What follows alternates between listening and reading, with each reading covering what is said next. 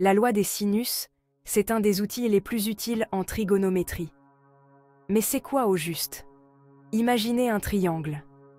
La loi des sinus nous dit qu'il existe une relation spéciale entre les longueurs de ses côtés et les sinus des angles opposés. En clair, dans n'importe quel triangle, si on divise la longueur d'un côté par le sinus de l'angle opposé, on obtient toujours le même résultat pour les trois côtés. Voici la formule. A sur sin alpha est égal à B sur sin bêta, qui est égal à C sur sin gamma. A, B et C sont les longueurs des côtés et alpha, bêta et gamma les angles opposés.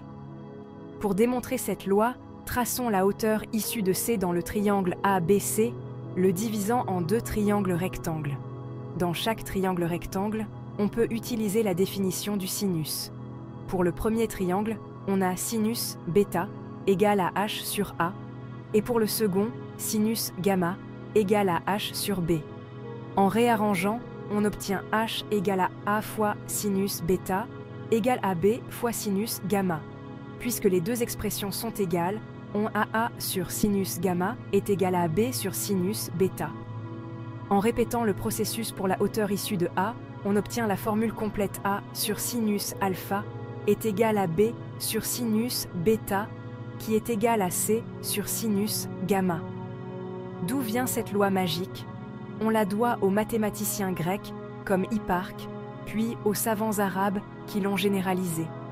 Elle est indispensable pour résoudre le problème des triangles qui ne sont pas rectangles, que ce soit en navigation, en astronomie ou même en ingénierie pour calculer les forces dans une construction. Imaginez, vous êtes en mer et vous voulez vous repérer grâce aux étoiles. Ou vous êtes ingénieur et vous devez analyser une structure complexe.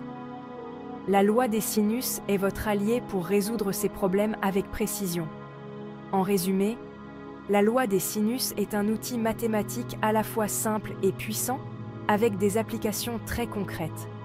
Si cette explication vous a plu, n'hésitez pas à vous abonner pour d'autres explorations scientifiques. Merci d'avoir regardé et à bientôt.